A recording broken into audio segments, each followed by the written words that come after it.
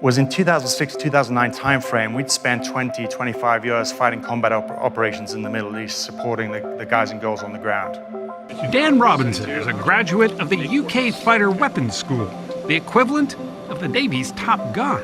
If it's got wings, he can fly it. First time the tech crackled into life and we saw something in the sky, that's when we knew. But this was possible. This was possible. The question was, could we do it in the air? That's pretty sinister looking up. It's really important to recognize where innovation is coming from. It is coming from these smaller startups and smaller companies outside of DoD, and we need a culture in DoD that can accept that, reflect what is happening outside, and embrace technology. We quickly identified in this journey that this has huge utility for training.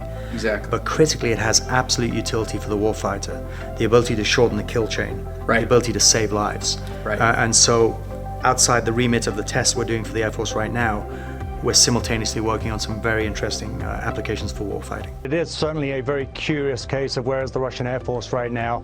And I think what we're starting to see is there is a huge gap between the perception and rhetoric of what the Russian Air Force entails and the reality of what we've seen. Ed 6 has developed an augmented reality system that uses a headset to create a new kind of training experience.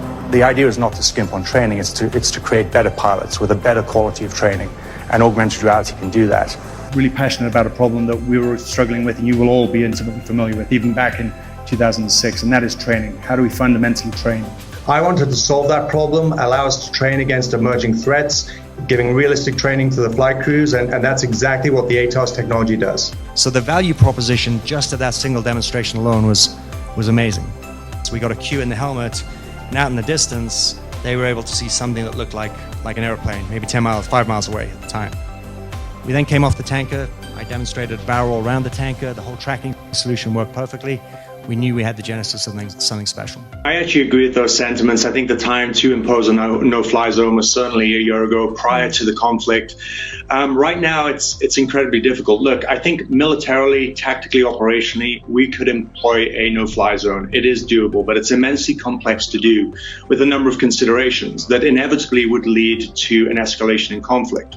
So the airplanes you see sitting behind me are the test platforms. Think of them as mobile, augmented reality flying labs.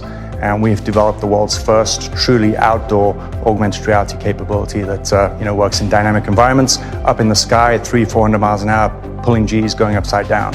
And that's really exciting because it ushers in a new paradigm in training in terms of what's possible. I am really grateful and stunned when I really reflect on what was achieved, but I always want to go faster.